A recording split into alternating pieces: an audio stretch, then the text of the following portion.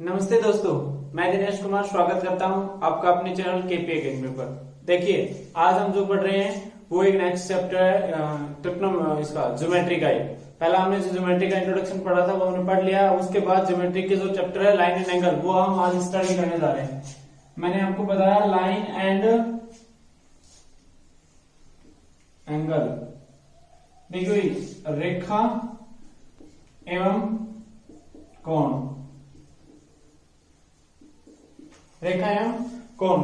रेखा एवं कोण पढ़ने से पहले मैं आपको एक चीज छोटी सी बताना, पिछले वाले लेक्चर में मिस हो गई थी भाई, ये वाले लेक्चर में बता रहा हूं, वो है किरण। क्या है किरण? किरण क्या है? जब एक रेखा का एक एंड को फिक्स कर दिया जाए, यानी कि रेखा के एक सिरे को निश्चित कर दिया जाए, फिक्स कर दिया जाए, तो वो क्या कहलाती है? किरण।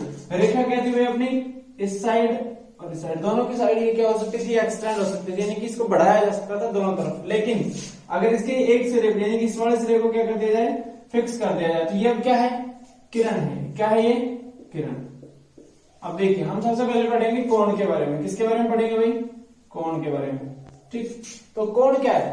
कोण एक ऐसा फिगर है जो दो रेज से बनता है, यानी figure formed by two rays when the end point of both rays is fixed। ठीक है, देखिए, यानी कि इनका ओरिजिन क्या होना चाहिए? एक होना चाहिए। ठीक है, हिंदी में अगर बात करें तो एक ऐसी आकृति जो दो किरणों से मिलकर बनी हो और वो दोनों किरणें एक ही बिंदु से स्टार्ट हो रही है, यानी कि गुजर रही हो। ठीक है भाई, देखो ये एक बिंदु है, मैंने मान लिया। इस बिंदु से दो किरण, एक ये और एक ये गुजर गई, तो ये क्या है? एंगल। क्या है ये? एंगल। इस पॉइंट को नाम दे देते हैं O। तो जो पॉइंट ये होगा उसी नाम से इसको बोला जाएगा। या फिर अगर इस किरण को नाम दिया जाए A और इसको नाम दिया जाए B, तो देखो इस एंगल को डिफाइन किस तरीके से कर सकते हैं? या तो लिख सकते हैं डायरेक्ट एंगल O, या फिर अगर इसको नाम लिखना है तो लिख सकते हैं एंगल AOB, यहां से AOB। या फिर इसको ये भी लिख सकते हैं कि एंगल BOA, एंगल BOA।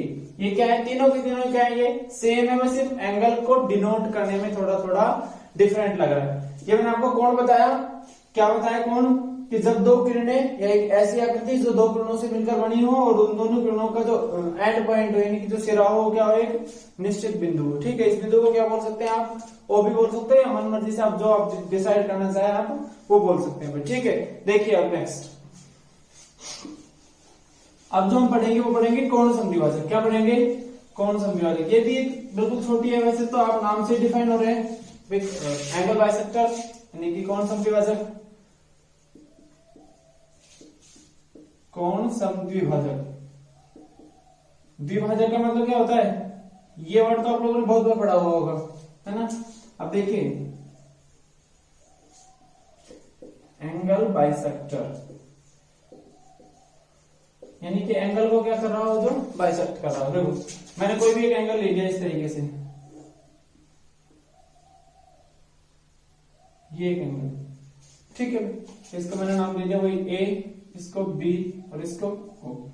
इसको मैं जो नाम दे रहा हूं इस तरीके से, ये जो नाम दे रहा हूं मैं वो है P। क्या है? P।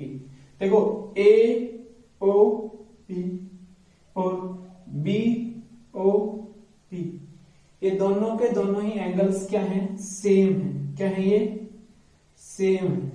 समझ में बात? क्या कि एंगल AOP बराबर में है एंगल BOP। ये बराबर क्यों है? क्योंकि OP जो है वो क्या है? एंगल बाइसेक्टर है।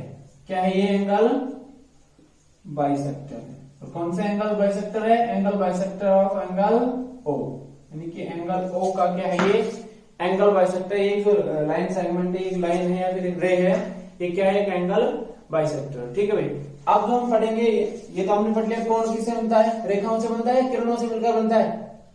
किरणों से मिलकर बनता है। तो कोण ध्यान रखना, कभी भी कोण रेखा से मिलकर नहीं बनेगा। कोण किन से बनेगा? किरण से। और किरण कहां से बनेगी? रेखा से। कैसे बनेगी? जब भी रेखा के एक एंड पॉइंट को फिक्स कर दिया जाएगा तो क्या बन जाएगी? किरण बन जाएगी। ठीक है भाई, ये आपने पढ़ लिया कोण समद्विभाजक। अब हम पढ़ते हैं कोणों के टाइप, कि कोण किस किस टाइप के होते हैं। ठीक है, तो सबसे पहले अपन क्या करते हैं, उनके मेजरमेंट के हिसाब से पढ़ लेते हैं भाई, कि मेजरमेंट के हिसाब से कोण कितने टाइप के होते हैं। तो देखो सबसे पहला मेजरमेंट जो है वो कोण का वो आएगा जीरो एंगल। क्या आएगा? Zero angle. देखो नाम ही बता रहा है क्या है, जीरो, मतलब कि वो एंगल जिसका मेजरमेंट जो है वो क्या हो, जीरो। वो देखिएगा इस तरीके से आएगा, यानी कि एक रे इस तरीके से है तो दूसरी रे भी इसी के ऊपर आएगी, यानी कि वो क्या होगी, समपाती होगी। क्या होगी? समपाती। तो इन दोनों के बीच में जो एंगल बनेगा वो क्या बनेगा? 0 डिग्री। यानी कि जब दोनों किरणें समपाती हो, क्या हो, दोनों किरणें समपाती। ठीक है भाई, दोनों की दोनों किरणें क्या हो, कॉन्करेंट हो एक दूसरे के ऊपर। ठीक है भाई। अच्छा, ये तो हुआ जीरो एंगल। दूसरी जो बात आती है वो आती है एक्यूट एंगल की। किसकी भाई? Acute angle. एक्यूट एंगल को हिंदी में बोलते हैं न्यून कोण। क्या होता है मैंने आपको? न्यून कोण। ये न्यून कोण जो होता है वो क्या होता है, 0 डिग्री से तो ये बड़ा होता है। क्या होता है? 0 डिग्री से तो बड़ा, और 90 डिग्री से क्या होता है, छोटा। यानी कि ये कोई भी एक एंगल है, इसको मैं नाम दे देता हूं थीटा। तो ये थीटा जो होगा वो क्या होगा, ग्रेटर देन तो होगा 0 डिग्री से, और उसके बाद लेस देन होगा 90 डिग्री से। ये जितने भी एंगल्स इस कैटेगरी में आएंगे, यानी कि 45, 65, 68, 69, 70, 78, 70, 100, 100 से 90 से नीचे 88 पॉइंट या 89.5 भी किस में आएगा, एक्यूट एंगल में आएगा। ठीक है। थर्ड जो होता है वो होता है राइट एंगल। क्या होता है? Right angle. राइट एंगल कौन सा होता है भाई? इसको बोलते हैं समकोण। क्या बोलते हैं? समकोण। समकोण जो होता है वो एग्जैक्टली मेजर करता है कितने डिग्री, 90 डिग्री। कितने डिग्री मेजर करता है ये? Exactly 90 degree. यानी इसमें अगर थीटा की बात हो तो थीटा कितना होगा इसमें, 90 डिग्री। क्लियर? नेक्स्ट जो इससे नेक्स्ट होगा वो क्या होगा, एक ये तो हो गया राइट एंगल। इसके बाद होता है ऑब्ट्यूज एंगल। ऑब्ट्यूज एंगल जो होता है उसको बोलते हैं अधिक कोण। क्या बोलते हैं? अधिक कोण। ये अधिक कोण क्या होता है, जो 90 डिग्री से क्या हो, बड़ा हो, और 180 डिग्री से क्या हो, छोटा हो। देखो किस तरीके से, ये इस तरीके से एंगल बनेगा।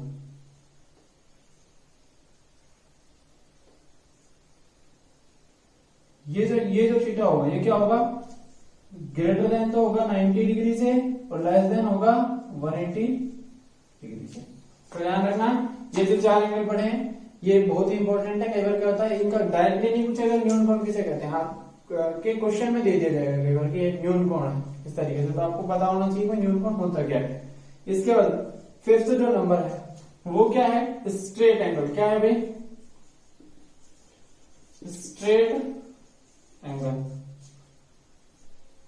इसको बोल सकते हैं हम सरल कोण। कौन सा कोण है भाई? सरल कोण, या फिर इसको रिजु कोण भी बोलते हैं भाई, रिजु कोण।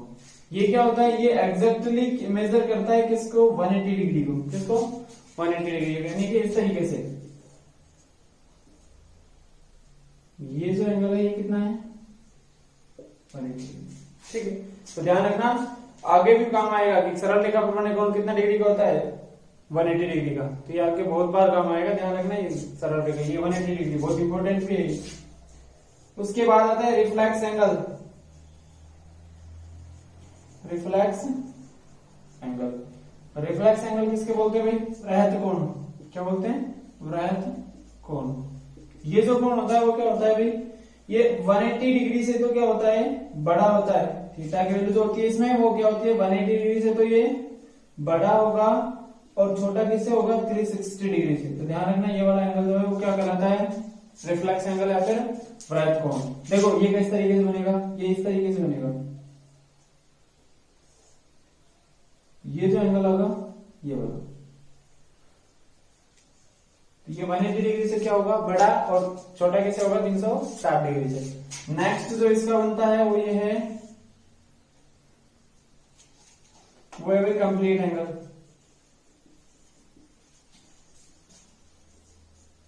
कंप्लीट एंगल इसको बोल सकते हैं अपन पूर्ण कोण। पूर्ण कोण। ठीक है भाई। कंप्लीट एंगल में क्या होगा, देखो ये जो एंगल होता है ये एग्जैक्टली कितने डिग्री का होता है? 360 डिग्री। यानी कि इधर भी एक लाइन और दूसरी लाइन इसी के ऊपर होगी, बशर्ते उसमें अपन एंगल किस तरीके से मेजर करेंगे, इस तरीके से।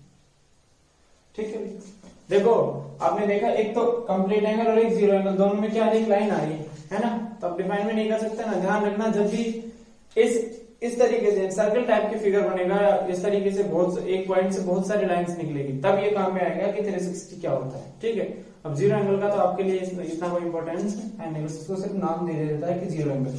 ये तो क्या हुआ, कोण के मेजरमेंट के हिसाब से इनका क्या हो गया, क्लासिफिकेशन हो गया, यानी कि इसका वर्गीकरण कर दिया हमने। अब जो आएगा नेक्स्ट वो क्या होगा कि वो एंगल्स में रिलेशन क्या क्या होते हैं, रिलेशन किस किस तरीके से होते हैं, उस बेस पे इन एंगल्स को क्या क्या बोलते हैं, तो वो आएगा नेक्स्ट। देखिए उसके बारे में पढ़ेंगे। ये ध्यान रखना भाई, ये कभी भी डायरेक्टली एग्जाम में नहीं पूछा जाएगा इस तरीके से कि एक्यूट एंगल क्या होता है। बस सिर्फ आपसे क्या पूछेगा, एग्जाम में कोई भी क्वेश्चन दे देगा और उसमें पूछ लेगा कि ये जो इतना एक एक्यूट एंगल है, और उस एक्यूट एंगल को जो है किसी भी रिलेशन में किसी भी फिगर से जो है रिलेट करके पूछ लेगा। डायरेक्टली आपसे ये नहीं पूछेगा कि एक्यूट एंगल क्या होता है। ठीक है, अब मैं आपको बताना चाहूंगा इसमें पहला जो आएगा वो इनके एंगल के मेजरमेंट के हिसाब से तो हो गया है। अब जो आएगा वो एंगल के रिलेशंस के हिसाब से आएगा, वो आएगा कॉम्प्लीमेंट्री एंगल। क्या आएगा भाई, कॉम्प्लीमेंट्री एंगल। कॉम्प्लीमेंट्री एंगल का मतलब होता है वो होता है पूरक कोण। पूरक कोण कौन कौन से होंगे, जिन दो कोणों के ये जोड़ा होगा, क्या होगा, जोड़ा, कोणों का एक जोड़ा होगा, उसमें क्या होगा, दोनों के दोनों कोणों का योग कितना आना चाहिए, 90 डिग्री आना चाहिए। यानी कि कोणों का योग अगर कितना डिग्री है, 90 डिग्री है, तो वो क्या होगा, दोनों के दोनों कोण क्या कहलाएंगे, पूरक कोण कहलाएंगे। जैसे देखिए मैंने इस तरीके से बनाया है, ये वाला कोण क्या है, अल्फा, और ये वाला कोण क्या है, बीटा। अल्फा प्लस में बीटा की वैल्यू कितनी डिग्री होगी, 90 डिग्री। तब ये दोनों अल्फा और बीटा क्या है, पूरक कोण कहलाएगा। ये जरूरी नहीं है कि फिगर 90 डिग्री के भी बने, ऐसा जरूरी नहीं है भी, ऐसा भी हो सकता है इस तरीके से बन रहा हो एक फिगर, दूसरा बन रहा हो इस तरीके से, ये तो बन रहा हो बीटा, ये क्या बन रहा हो, अल्फा। इसमें भी क्या, अल्फा प्लस में बीटा कितना डिग्री होगा, 90 डिग्री होगा। यानी कि पूरक कोण में कितने डिग्री का होता है, 90 डिग्री का। दूसरा जो आता है वो क्या आता है, सप्लीमेंट्री एंगल आता है।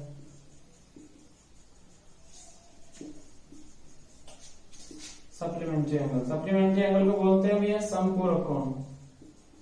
क्या बोलते हैं, समपूरक कोण। ठीक है, समपूरक कोण में क्या होगा, इस तरीके से,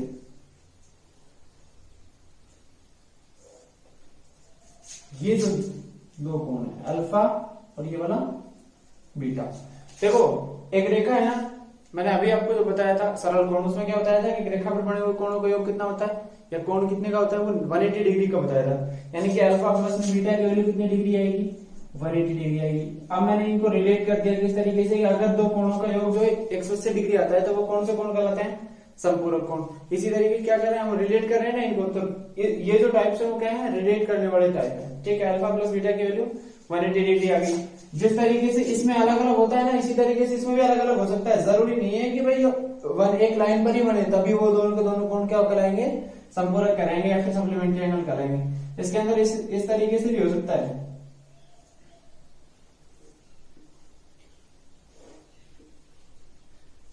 ये अगर अल्फा है और ये बीटा, तो अल्फा प्लस में बीटा की वैल्यू कितनी आएगी भैया, 180 डिग्री। दैट मीन्स अल्फा और beta both are supplementary angle, यानी कि दोनों क्या है, संपूरक कोण। देखो अगर ये अलग अलग नहीं होते हैं, अगर ये अलग अलग नहीं होते, यानी दो कोण संपूरक कोण जो हैं वो अगर अलग अलग नहीं होते, वो क्या कहलाते हैं, संपूरक कोण तो होते हैं। इसके अलावा इनको जो बोलते हैं ना, वो लीनियर पेयर और बोल देते हैं। क्या बोल देते हैं, linear pair angle. Linear pair angle. देखो लीनियर पेयर एंगल को क्या बोलते हैं हिंदी में, रैखिक युग्म कोण। रैखिक युग्म कोण। इसको और आगे भी बताएंगे इसको दोबारा। ठीक है भाई, इनको नोट कर लेना। नेक्स्ट अब देखिए, जो हमने आपको रैखिक कोण युग्म बताया ना, इसको और अलग तरीके से भी बता देते हैं।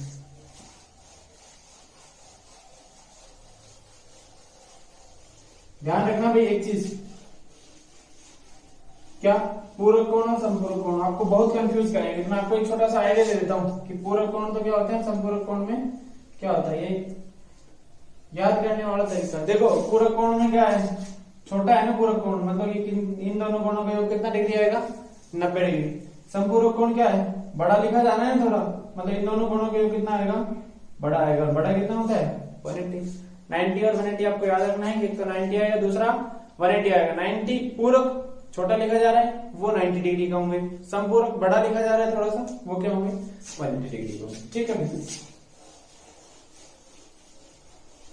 अब देखिए, अब हमने आपको बताया रैखिक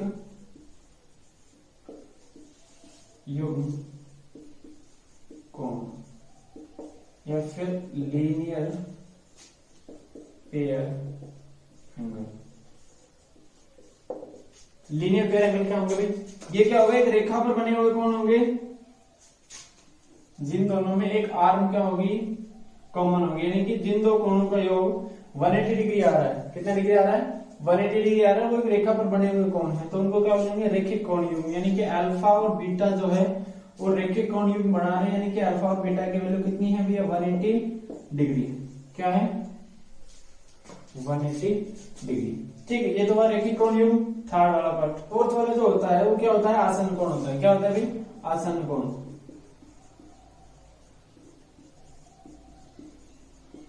आसन्न कोण को इंग्लिश में क्या बोलते हैं, एडजेसेंट एंगल। देखो ये भी क्या होगा, एक एंगल्स का पेयर ही होगा भाई, एडजेसेंट एंगल में भी क्या होगा, एंगल्स का पेयर ही। किस तरीके से होगा, इसी से बताता हूं। देखो एडजेसेंट एंगल में सबसे पहली बात क्या होगी, कॉमन आर्म होगी एक। क्या बताया मैंने आपको, कॉमन आर्म, यानी कि एक जो है वो तो क्या होगी, ओवेनिस्ट भुजा होगी। ठीक है, उसके बाद दो एंगल होंगे, दो एंगल, दो कोण होंगे। ठीक, तीसरा जो ओवेनिस्ट आर्म है, यानी कि जो कॉमन आर्म है, वो क्या होगी, बोथ साइड होगी। किसके, दोनों एंगल से। देखो जो ओवेनिस्ट भुजा है, ओवेनिस्ट भुजा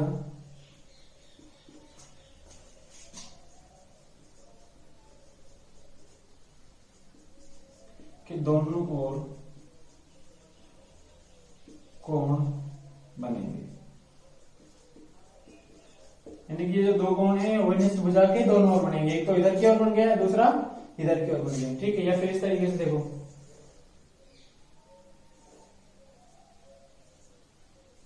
देखो ये ओवेनिस्ट, दोनों ओवेनिस्ट है दोनों कोणों में, एक कोण ये और एक कोण ये। देखो ओवेनिस्ट भुजा तो होगी ये, दो कोण हो गए, एक अल्फा ये, दूसरा बीटा ये। अल्फा और बीटा जो है वो ओवेनिस्ट भुजा के दोनों ओर ही है ना, ये दोनों के दोनों कोण, अल्फा और बीटा, एक नीचे की साइड है, एक ऊपर की साइड है, एक और नहीं होनी चाहिए। यानी किस तरीके से नहीं होंगे आसन्न कोण, देखो एक तरीका और बता रहा हूं आपको। ये जैसे मान लिया ये आ गया,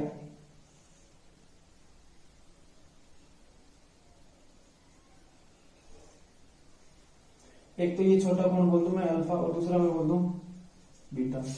अब देखो कॉमन आर्म तो आ गई भाई, ये वाली क्या है, ये जरूर ये कॉमन है ना, लेकिन इस कॉमन के दोनों ओर बन रहे हैं क्या कोण, नहीं, एक ही ओर बन रहे हैं, एक तो इधर बन रहा है, दूसरा ये वाला बन रहा है। ठीक है, तो ध्यान रखना जो भी आर्म कॉमन आ रही है, जो भी आर्म कॉमन आर्म आ रही है, सॉरी इसमें कौन भाई, ये वाली आर्म है, ये वाली आर्म क्या है, इसमें कॉमन है, इस वाले एंगल पे भी आ रही है और दूसरी ये बड़े वाले एंगल पे भी आ रही है। लेकिन इस एंगल के दोनों ओर भी थोड़ा बन रहे हैं, एक ही ओर बन रहे हैं ना एंगल, इस वाली आर्म के एक ही ओर बन रहे हैं, दोनों के दोनों एंगल बस आते हैं कौन सी, ओवेनिस्ट भुजा के दोनों ओर बननी चाहिए क्या, दो कोण। ठीक है, तो ये हो गया क्या, एडजेसेंट एंगल। अब जो आता है वो आता है vertically opposite angle.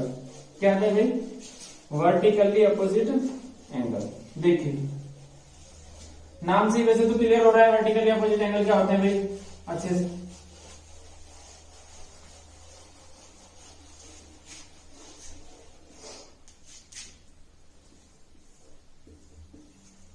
Vertically opposite angle शीर्षाभिमुखी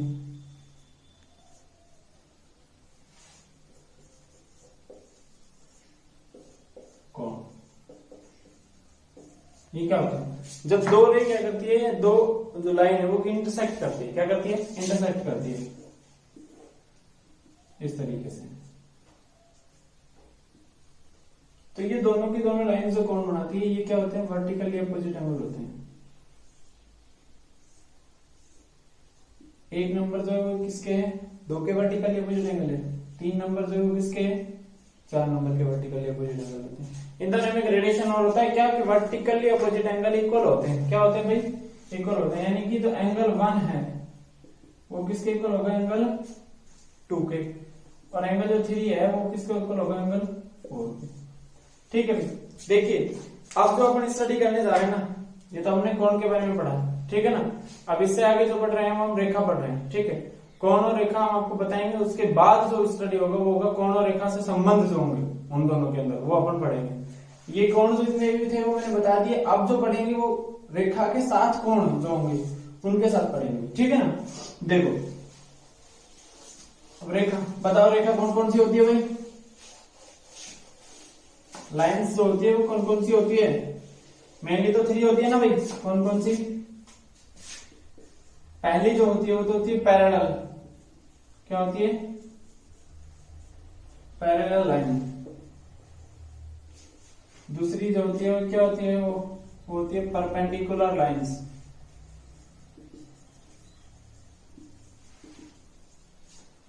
parallel को तो बोलते हैं समांतर रेखा, इनको बोलते हैं लंबवत रेखा, लंबवत रेखा, ठीक है। थर्ड जो होती है वो होती है इंटरसेक्टिंग लाइन, इंटरसेक्टिंग लाइन, इनको बोल देते हैं हम प्रतिच्छेदी रेखाएं।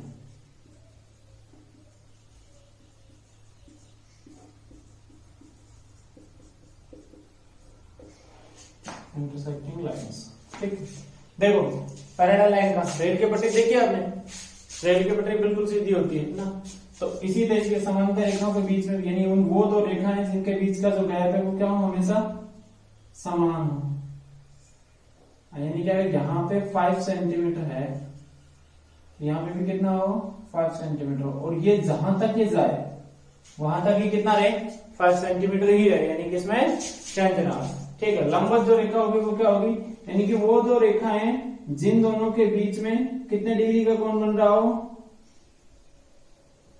90 डिग्री का। कितने डिग्री का बन रहा हो भाई, 90 डिग्री का। तो ये क्या है, लंबवत रेखा है। अब आता है बात प्रतिच्छेद रेखा पे। प्रतिच्छेदी रेखा यानी कि वो एक दूसरे को क्या कर रही हो, कट कर रही है। क्या कर रही है भाई, वो कट, और जरूरी नहीं है कि एक ही बिंदु पर कट कर रही हो, ठीक है। ज्यादा लाइन है तो वो ज्यादा बिंदुओं पर भी कट कर सकते, ठीक। अब देखो, अब जो स्पेशल केस आएगा ना, यानी कि अब जो क्वेश्चन बनने वाले होंगे वो हम आपको सिखाएंगे। देखो पैरेलल लाइंस को यदि ट्रांसवर्सल कट कर दिया, अभी भी ट्रांसवर्सल क्या होती है, ये भी मैं लिख देता हूं, ट्रांसवर्सल, ट्रांसवर्सल लाइन ये होती है भैया तिर्यक रेखा। क्या होती है, तिर्यक रेखा। तिर्यक रेखा कैसे होती है, यानी कि अगर दो सीधी सीधी लाइन है, उनको एक लाइन कट कर रही है, तो इस लाइन को क्या बोल देंगे, तिर्यक रेखा। क्या बोलेंगे भैया, तिर्यक रेखा। बहुत ज्यादा क्वेश्चन उठा के लेके आएगी ये तिर्यक रेखा, बहुत ज्यादा आपके काम में आने वाली है, बहुत ज्यादा दिमाग आपका खाएगी तिर्यक रेखा, ठीक है भैया। देखिए अब मैं आपको जो स्पेशल केस होता है इनका वो बताने जा रहा हूँ, ठीक है। वो स्पेशल केस कौन सा होता है, जब दो पैरेलल लाइंस को तिर्यक रेखा या फिर एक ट्रांसवर्सल लाइन क्या करे, कट करे, तो जो एंगल बनते हैं ना वो कौन कौन से होते हैं, क्या क्या उनका नाम होता है, कैसे कैसे वो इक्वल होते हैं, अनइक्वल होते हैं, या फिर उन दोनों का सम कितना होता है, 90 होता है, 180 होता है, जितना भी होता है वो हम क्या करेंगे, पढ़ेंगे। ये दो पैरेलल लाइंस हैं भैया, गौर से देखना इसको, ये क्या है, इसमें ट्रांसवर्सल है, ठीक है। तो देखो इस तरीके से मैं एंगल बना रहा हूं,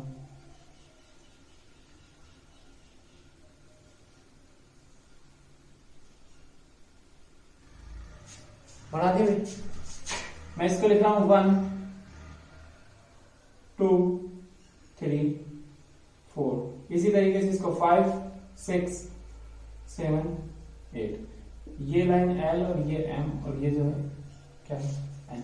मैं बताया था ना लाइन जो होता है उसको स्मॉल लेटर्स से डिनोट करते हैं। देखो एंगल आपने बना दिए, 4 एंगल इस पे बन रहे हैं, 4 एंगल इस पे बन रहे हैं, 8 एंगल्स। अच्छा, सबसे पहला जो पॉइंट डालता हूं वो मैं डालता हूं कोरस्पॉन्डिंग एंगल्स का। किसका डाला भैया मैंने? कोरस्पॉन्डिंग एंगल्स, हिंदी में बोलते हैं इनको संगत कोण। ठीक है, देखिए ये संगत कोण कैसा है, कोरस्पॉन्डिंग एंगल क्या क्या होते हैं। देखो इन दो लाइंस में जो सेम डायरेक्शन में बन रहे हैं, सेम साइड बन रहे हैं, वो क्या होंगे? कोरस्पॉन्डिंग एंगल होंगे। सेम कैसे होंगे? जैसे ये है, देखो ये एक रोड जा रहा है, सड़क जा रही है। अब अगर यहां पे कोई एक घर है, इसके संगत में रोड के इधर की साइड, यानी कि इस पटरी, एक सड़क ये है, दूसरी सड़क ये है मान लिया, तो ये जो है ये वाला घर और ये वाला घर, ये दोनों के दोनों क्या होंगे? संगत होंगे। क्या होंगे? संगत। अब इसी तरीके से हम आपको कोण में बताते हैं, कोण में संगत कैसा होगा। एक कोण क्या बन रहा है? इस लाइन के ऊपर की साइड, दूसरा जो कोण है वो इस लाइन के ऊपर की साइड, इस लाइन से इधर के साइड होना चाहिए। यानी कि ये जिस तरीके से इसकी पोजीशन है इस कोण की, उसी तरीके से जो दूसरा कोण है जिसकी पोजीशन बन रही है वो क्या होगा? इसके संगत होगा। देखो ये कोण जो है, कोण नंबर 1 जो है वो रेखा L के ऊपर की साइड और रेखा N के मध्य, N के राइट में बन रहा है। L के ऊपर की साइड और N के राइट में। तो देखो M के ऊपर की साइड और N के राइट में, ये दोनों सेम मिल गए। यानी कि एंगल 1 जो है वो एंगल और एंगल जो 5, ये दोनों के दोनों क्या है? Corresponding angle. क्या है ये? Corresponding angle. ये दोनों हो गए।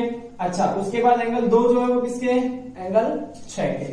यानी इसी तरीके से मैं आपको क्या लिखता हूं? एंगल 2 जो है वो किसके है? एंगल 6 के। इसके बाद बताइए एंगल 3 जो है वो एंगल 7 के। देखो एंगल 3 जो है वो एंगल 7 के। एंगल 4 जो है वो एंगल 8 के। एंगल 4 और एंगल 8। ध्यान रखना, अगर ये दोनों के दोनों लाइंस पैरेलल हैं, अगर ये दोनों के दोनों लाइन क्या है?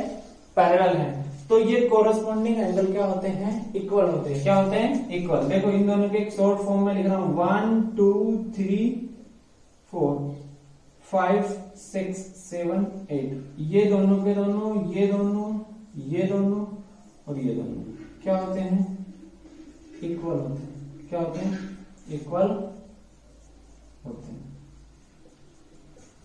ठीक है, आगे भी जहां जहां आएगा वो मैं आपको बता दिया जाएगा। मैंने क्या बताया?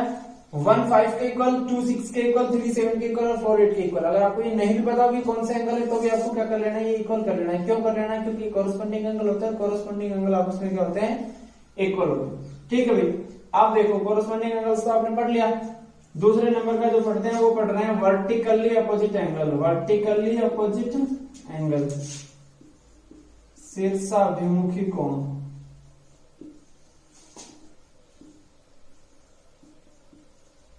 बताइए कौन कौन से? देखो 1 3 के, 2 4 के, ठीक है, 5 7 के और 6 8 के। तो मैं लिख देता हूं एंगल 1 जो बराबर में एंगल 3 के, एंगल जो 2 है वो एंगल 4 के, एंगल 5 जो है वो एंगल 7 के और एंगल 6 जो है वो एंगल 8 के। इन दोनों का भी एक ऐसा फॉर्मूला मैं आपको बना के देता हूं किस तरीके से, 1 2 3 4 5 6 7 8। देखिए ये वाला जो है इसके 1 3 के, इसी तरीके से इसका पहला और इसका तीसरा 5 7 के। अच्छा 2 जो है वो किसके है? 4 के और 6 जो है वो किसके है? 8 के। बन गया भाई वर्टिकली ऑपोजिट एंगल। ठीक, ये चीज यहां तक क्लियर है मेरे हिसाब से, अभी तक तो कोई दिक्कत नहीं आई होगी। रेखिक कोणीय फॉर्म देख लेते हैं इसमें भैया, तीसरे नंबर का क्या देख लेते हैं? रेखिक युग्म कोण। रेखिक युग्म कौन कौन से होंगे, या फिर इनको यहाँ पे अगर ये दोनों की दोनों रेखाएं क्या है, समांतर है, तो मैं इसको बोल देता हूँ समपूरक कोण बनेंगे। क्या बनेंगे, समपूरक कोण। कौन कौन से बनेंगे, 1 2 2 3 3 4 4 और 1, क्या बनेंगे समपूरक। कैसे, 1 और 2 का योग कितना 180 डिग्री, 2 और 3 का कितना 180 डिग्री। क्यों, क्योंकि एन क्या है, सरल रेखा है। 3 और 4 का क्या 180 डिग्री, और 4 और 1 का क्या 180 डिग्री। यानी कि आपको इस तरीके से लिखना है, मैं एक वे में लिख के बता रहा हूं आपको। 1 + 2 बराबर एंगल 2 प्लस में एंगल 3 बराबर एंगल 3 प्लस में एंगल 4 और बराबर में एंगल 4 प्लस में एंगल 1, और ये कितने के बराबर होगा 180 डिग्री के। सिमिलरली ये तो अबव लाइन यानी एल लाइन पर था, और दूसरा जो किस पर आएगा, एम लाइन पर। वो कौन सा होगा, देखो एंगल 5 प्लस एंगल 6 बराबर में है एंगल 6 प्लस में एंगल 7 बराबर 7 प्लस में एंगल 8 और बराबर ये 8 प्लस में एंगल 5, कितना ये 180 डिग्री। ठीक है भाई, ये देखिए कोण या फिर संपूरक कोण युग्म बने। संपूरक क्यों बने, क्योंकि इन दोनों कोण में दोनों कोणों का योग कितना हो रहा है, 180 डिग्री हो रहा है, इसलिए क्या बने, ये संपूरक कोण युग्म बन गए। ये मैंने आपको बता दिया भाई, पहला कॉरेस्पॉन्डिंग एंगल बताया, दूसरा वर्टिकली अपोजिट एंगल बताया, तीसरा में बताया रेखिक कोण युग्म। ठीक है, अब जो चौथा मैं बताने जा रहा हूँ, आपको बताने जा रहा हूँ भाई कौन सा, वो बताने जा रहा हूं मैं आपको अल्टरनेट एंगल। अल्टरनेट एंगल, इसको बोल देते हैं हिंदी में एकांतर कोण। क्या बोल देते हैं भाई, एकांतर कोण। देखो एकांतर कोण, वैसे आप लोगों ने सभी ने ये पढ़ा है कि जहां z आकृति बनती दिख जाए वहां क्या बनेंगे, एकांतर कोण। सही पढ़ा है, तो ये ठीक है, नहीं करना इसमें ज्यादा इंटरफेयर मैं आपका नहीं करूंगा। जिस तरीके से ऐसी आकृति बने या फिर ऐसी आकृति बने, तो वो क्या बनेगा, z बनेगा, तो वहां पे क्या बनेंगे, एंगल अल्टरनेट एंगल, यानी कि ये वाला इसके अल्टरनेट और ये वाला इसके अल्टरनेट। ये तो हुआ भैया, अल्टरनेट एंगल में भी क्या होता है, इंटीरियर और एक्सटीरियर दोनों होते हैं, यानी कि अंतः एकांतर कोण और बाह्य एकांतर कोण। कैसे, देखो अल्टरनेट एंगल में मैंने आपको दो पार्ट बनाए हैं, ये तो है अंतः का, क्या अंतः, और दूसरा जो है वो क्या है, बाह्य का। अच्छा ये बाह्य कैसे होते हैं भाई, देखो मैं जिस तरीके से ये मार्कर को डिनोट कर रहा हूं ना, पहले मैं अंतः बता रहा हूं। देखो यहां से ऐसे आया वहां, तो ये 3 जो है वो किसके, 5 के, 3 किसके 5 के, और 4 किसके 6। ये तो है क्या, अंतः एकांतर कोण। अच्छा बाह्य एकांतर कोण क्या क्या होंगे, देखो ये जो है ये लाइन इसी तरीके से आएगी, यानी कि ये जो 2 है ये तो किसके होगा, 8 के। उसके बाद ये जो एक, अगर इस तरीके से लाइन आ रही है ना, तो ये जो 1 बन रहा है ये किसके होगा, इस तरीके से अगर लाइन आएगी तो 1 किसके इक्वल होगा, 7 के। ठीक है, ये किसमें दो दोबारा बताया, दूसरा बार बताया ना, वो तो क्या है बाह्य, जो पहले बताया था वो क्या है अंतः। अंतः में मैंने क्या दोबारा बता रहा हूं, एंगल 3 जो है वो किसके बराबर होगा, एंगल 5 के, और एंगल जो 4 है वो किसके बराबर होगा, एंगल 6 के। ये तो क्या है, अंतः एकांतर कोण है। ठीक है, बाह्य एकांतर कोण में आपको क्या बताया, लाइन इस तरीके से गई है ना, तो ये जो कोण है ये क्या है, बाह्य है, बाहर का कोण है, तो इसके बाहर के कोण के 8 के, यानी कि एंगल जो 2 है वो किसके बराबर होगा, एंगल 8 के। इसी तरीके से एंगल जो 1 है वो किसके बराबर होगा, एंगल यहां 7 के। ठीक है, क्लियर है, इसमें कोई दिक्कत नहीं है। मैंने आपको ये जो 2 चीज बताई है ना, ये चीज जरूर ध्यान रख लेना, कौन सी, ये और ये वाला मेथड। क्या करना, जब भी 2 पैरेलल लाइंस दिख जाए और आपको एंगल्स का डिनोट करना हो, डिनोटेशन करना हो, तो मैं इसी तरीके से डायरेक्ट लिख के रखूंगा। अब आगे जितने भी क्वेश्चंस करेंगे ना अपन, उसमें लिख के रखेंगे और डायरेक्ट कर देंगे। कोई 1 3 इक्वल होता है ना, बस एक चीज आपको ध्यान रखनी है, क्या कि इनका जो डिनोटेशन करो ना वो इसी तरीके से करना। अगर आपने बार यहां से स्टार्ट किया तो 1 2 3 4, तो नेक्स्ट जो नंबर स्टार्ट करोगे वो भी यहीं से स्टार्ट करोगे। कहां से, 5 6 7 8, इस तरीके से। ये जो आपकी आज का जो प्रोसेस था, ये मैंने लैंग्वेज के अंदर जो रिलेशन था वो मैं आपको क्लियर करवा दिया। ठीक है भाई, जितना था उतना बता दिया। बाकी अगर कुछ नेक्स्ट भी अलग तरीके से का भी आएगा या फिर वो एक्स्ट्रा पार्ट भी आएगा, वो अपन क्या कर लेंगे, क्वेश्चंस में डिस्कस कर लेंगे। आप देखो इन दोनों, ये जितने भी चीजें अपन पढ़ी, इन दोनों के कुछ ना कुछ यूजेस हैं, वो कहाँ आ रहे हैं वो पढ़ लेते हैं अपन।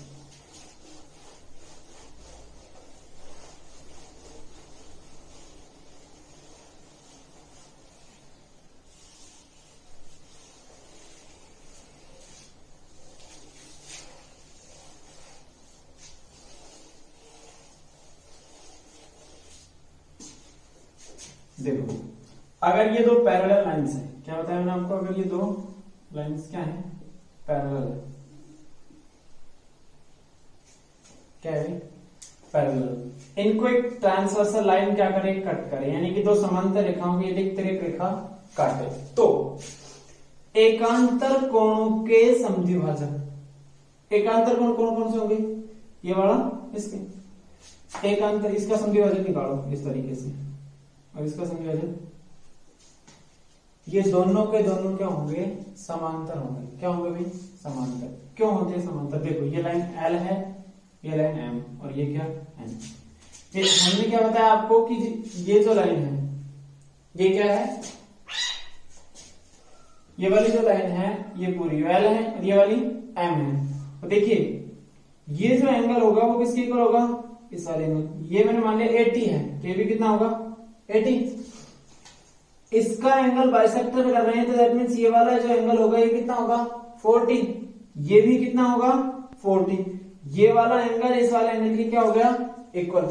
अगर अल्टरनेट एंगल इक्वल हो रहे हैं तो दोनों की दोनों लाइंस क्या होंगी, ये पैरेलल। कौन कौन सी, एक तो लाइन ये और दूसरी ये, इसको मैं नाम लेता हूं O, इसको मैं नाम लेता हूं P, यानी कि लाइन O जो है वो किसके हो जाएगी, P के पैरेलल हो जाएगी। तो ये चीज ध्यान रखनी है आपको, ठीक है। क्या इसको मैं लिख और देता हूं, यदि दो समांतर रेखाओं की तिर्यक रेखा काटे, यदि दो समांतर रेखाओं को कोई एक तिर्यक रेखा काटे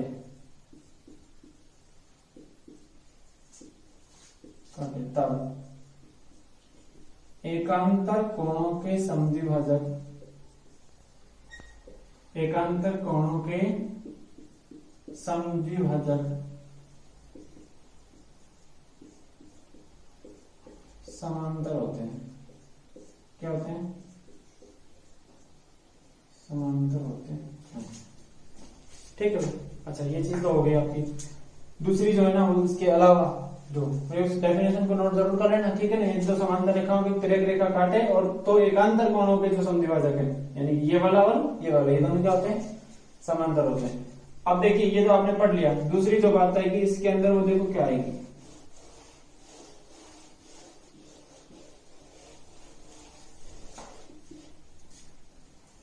यदि समांतर रेखा क्या हो, 3 हो, क्या कितने समांतर रेखा हो, 3 समांतर रेखा, इनको दो असमांतर रेखा क्या करें, कट करें, दो तिर्यक रेखा क्या करें, कट करें।